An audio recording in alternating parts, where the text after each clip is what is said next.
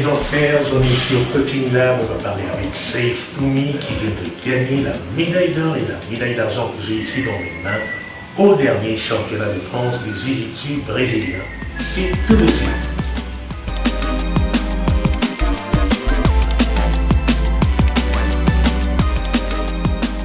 La réussite qu'on a, elle est déjà une chose très simple, c'est que on est un club privé et non pas une association. Du coup, on est capable de moduler les heures d'entraînement pour les enfants afin qu'ils aient un maximum d'heures d'entraînement en approche des compétitions. Ça, c'est le premier point.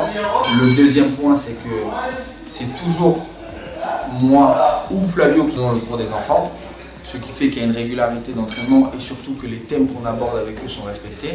Et le troisième point qui est le plus essentiel à mon sens, c'est qu'on ne considère pas les enfants comme des enfants, mais qu'on les entraîne comme des adultes. Donc on leur explique des positions vraiment avancées qui font qu'ils ont un jiu-jitsu moderne et qui leur permet de gagner des compétitions et de faire des podiums.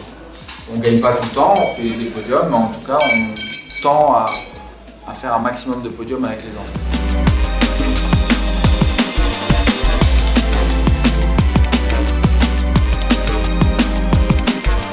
Alors ce que j'essaie d'apprendre aux élèves principalement, c'est déjà de connaître le règlement du jiu-jitsu brésilien, ce qui est pour moi la base, plutôt que d'apprendre à faire un triangle à la volée, une clé de bras ou une clé de genou.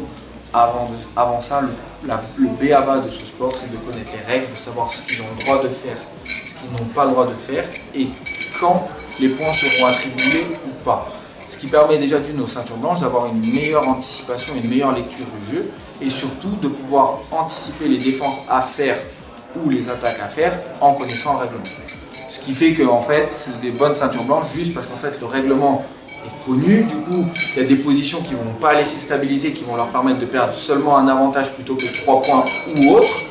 Et de ça, on arrive à développer un jeu qui est vraiment axé ceinture blanche de compétition. Voilà. Les mecs ils sont forts, pas parce que si, parce que ça, ils sont forts parce que premièrement, les 3 raisons sont très simples. Ils connaissent le règlement, ils ont entre 3 et 7 cours par semaine, plus 2 séances ou drill. Donc ça veut dire qu'ils s'entraînent entre 3 et 9 fois semaine au maximum. Et la dernière chose qui fait que, et ce qui fait la différence principalement, c'est que vu qu'on a un club privé, c'est moi qui donne toujours les cours. C'est très rare que quelqu'un d'autre donne le cours.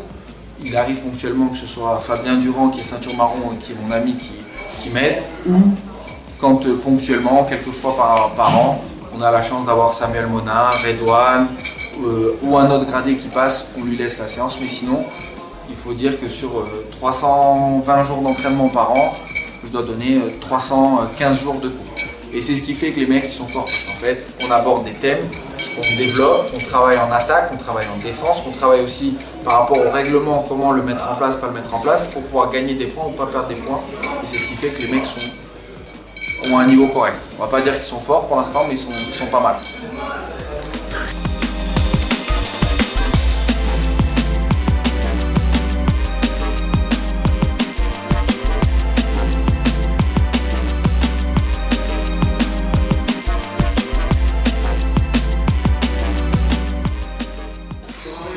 Franchement, il n'y a pas de secret. Le secret, c'est on s'entraîne, comme je te dis, on s'entraîne entre 3 et 9 fois par jour. Moi, je donne les cours à midi, je donne les cours à 19h. Quand je peux, j'essaie de driller avec les mecs. Voilà, j'ai de la chance, l'habitude c'est Tir, Redouane Saïd pour le kimono et Flavio Santiago à qui je dois tout pour le grappe. Voilà, il ne faut pas oublier le passé. Il y a eu aussi beaucoup Mika Mikalev et Aldric qui m'ont apporté beaucoup pour développer mon combat au sol. Voilà, maintenant j'ai fait le choix d'ouvrir Coaching Lab et de voler de mes propres ailes et j'ai la chance d'avoir Flavio pour m'aider, m'aiguiller. Donc voilà, c'est juste la concrétisation de 11 ans d'entraînement, de travail, de sacrifice. Et voilà, on a réussi à faire gold en adulte, ceinture noire en nogi. Je crois que dans le sud de la France, il n'y a personne qui l'a fait, il me semble. Après en kimono, je fais une petite connerie stratégique, je perds le combat et puis voilà, c'est tout. Maintenant, on a 1 an pour se préparer, revenir l'année prochaine et l'année prochaine essayer de faire gold en kim et gold en grappe. Voilà, c'est tout. Le truc, c'est cette année, j'ai fait ma compète en adulte sans kimono et en master en kimono parce que c'est difficile d'arriver à gérer les deux. Et puis l'année prochaine, on va aller chercher les deux compètes en adulte, en ayant un rythme un peu plus adapté pour s'entraîner, parce que comme je disais, avec la gestion du club, les papiers, les enfants, la vie personnelle, c'est difficile de s'entraîner comme je devrais m'entraîner. Donc j'ai préféré là jouer la sécurité, faire le no-gi, vu que j'avais gagné la Coupe de France de no-gi déjà en ceinture noire adulte. Voilà, là j'ai dit il faut que j'arrive à faire les deux compétitions majeures, je voulais gagner l'or, je l'ai fait, et voilà, j'ai réussi à faire mes objectifs de la saison. Pour moi, ma saison elle est bouclée de la meilleure des manières. Maintenant, on va un peu se reposer un peu, on va prendre un peu de repos et on va repréparer la saison prochaine pour aller rechercher des médailles et puis surtout aller chercher un niveau un peu plus haut, aller chercher les Europes Nogi cette année. On va essayer d'aller chercher les Europes Nogi, BJF. Excellent. C'est l'objectif. Excellent, coach. Non, encore. Il n'y a rien. Ouais, il n'y a pas de point, ça part d'un passage de garde. Non, tu temporise. Elle revient à 1 minute, tu temporises. Récupère tranquille. Place-moi bien serré. Écarte la base. Mets avec la droite. Va vers moi, va me faire un point. Entendu. Une poitrine. Un droit, une poitrine.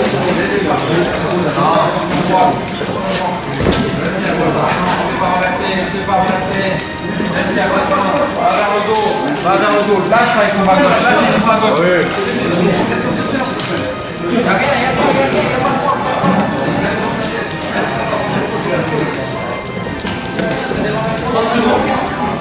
Tu ne donnes pas de nom quand tu as 30 secondes. Tu vas va vers ta gauche. À plat droit, à gauche. Deuxième. Il n'y a pas de souci là.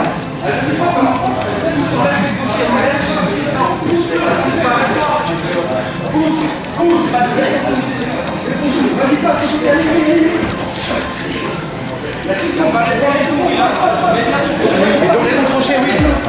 Franche tes crochets, oui. 1, 2, 3.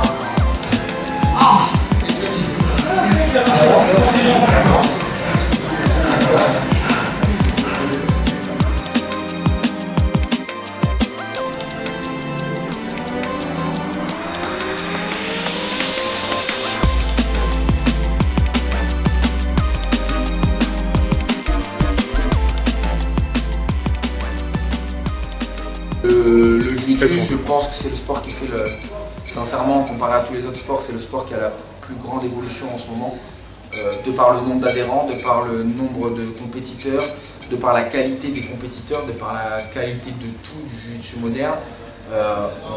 On arrive, je pense, à avoir maintenant un sport qui a un réel poids. On l'a vu de toute façon ce week-end, championnat de France, 2027 inscrits. Une compétition d'une qualité incroyable, 10 heures de combat, voilà. Il y a toujours à améliorer, on peut toujours faire mieux, voilà. Je sais que notre président David, il essaie de se caler sur les BJF pour avoir, voilà, par exemple, 10 heures de combat et 10 caméras. Il y a encore des petites choses qu'on peut améliorer, mais franchement, le jiu-jitsu de nos jours, il est incroyable. Et la seule chose qu'on peut dire sur le jiu-jitsu français, c'est que malheureusement, en France, on est brimé par les États-Unis où les gens, et le Brésil où les gens peuvent s'entraîner et vivre du jiu-jitsu. Nous, chez nous, c'est pas possible. On est tous obligés d'avoir un vrai métier à côté qui nous permet de remplir le frigo, de payer nos loyers et de nourrir nos femmes et nos enfants. Et derrière, on va combattre pour le plaisir. Voilà. Maintenant, comme ça s'est passé cette année, la CFJB a fusionné avec la Fédération française de judo. J'espère que ça va pouvoir permettre à certains compétiteurs. Après c'est comme tout, il ne faut pas abuser du système, mais j'espère qu'il y a certains compétiteurs qui le méritent, comme Léon Larmand, Redam Eptouche, Redam Zawi, Kenji, qui sont des compétiteurs aguerris qui mériteraient d'avoir au moins un statut de haut niveau. Je ne me mets même pas dans le lot, je pourrais pas la prétention de le dire. Mais voilà, et surtout que ça permettrait à ces mecs qui ont le niveau d'aller faire des médailles aux Europes, au World du BJF. Voilà, Reda, il a fait double gold en Master 1, ça n'était jamais arrivé dans l'histoire du jiu-jitsu français, dans l'histoire du jiu-jitsu marocain, parce qu'il est franco-marocain. Voilà, maintenant, on a les armes et on a le niveau pour rivaliser avec les meilleurs mondiaux. Le seul problème qu'on a, c'est la structure. On n'a pas de structuration du jiu-jitsu brésilien. On est encore beaucoup dans cette guerre des clubs où Paul ne veut pas aller s'entraîner chez Jacques parce que Jacques il a dit que Paul il était méchant. Alors que tout ça, ça servirait juste à avoir une vraie émulation et que le jiu-jitsu brésilien français et le jiu-jitsu brésilien local à l'échelle de chaque ville, il s'améliore et qu'on est vraiment des compétiteurs de qualité. On a déjà la chance d'avoir des compétiteurs de qualité et sur des petites bêtises ou des petites guerres d'ego qu'on ne veut pas, on nuit en fait à nos adhérents et à nos compétiteurs. Moi je suis ouvert à tout le monde est toujours le bienvenu. Voilà, c'est un club familial, privé mais familial et c'est tout. Et c'est ce qui, je pense, c'est ce qui va faire la différence dans les années à venir pour que le jiu-jitsu brésilien français soit reconnu à l'international, chose qui n'est pas le cas encore actuellement.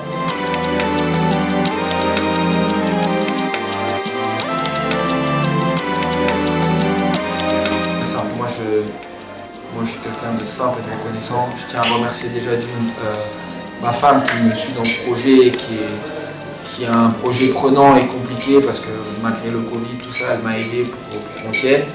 Je tiens à remercier mon professeur avec qui je m'entraîne le plus, qui est Redouane Saïd. Mon deuxième professeur, c'est David Giorsetti, qui est le président de la Fédé. Je tiens vraiment à le remercier pour tout ce qu'il fait pour le jiu-jitsu brésilien, pour le développement de notre sport, pour la reconnaissance de notre sport, pour la reconnaissance au niveau ministériel. Voilà. Si moi j'ai un dernier mot à dire, c'est celui qui veut venir s'entraîner avec nous, il est vraiment le bienvenu, ça avec plaisir. Et si je peux dire une dernière chose pour les clubs, c'est qu'il faut que tout le monde joue le jeu de la fédération. Il faut arrêter de vouloir gratter 40 balles de licence et pas la payer ou payer la licence que pour la compétition. La licence, parce que c'est le vrai problème qu'on a maintenant pour faire reconnaître le sport, la licence c'est 40 €, certes c'est de l'argent, c'est tout, mais ça fait office d'assurance et c'est surtout, plus on aura de licenciés, plus notre sport il aura de crédit au niveau du ministère et plus on aura le droit à avoir des compétitions et des choses qui nous permettent en fait de continuer de développer notre sport. On l'a déjà beaucoup développé grâce au travail de la CFJB, maintenant aussi grâce au travail de la Fédération Française de Judo, même si pour l'instant, sincèrement, personnellement, mis à part la disposition de locaux incroyables qu'ils nous ont donnés cette année, on n'en a pas encore eu vraiment le truc. David a déjà fait un travail formidable depuis 15 ans et il continue de faire le travail.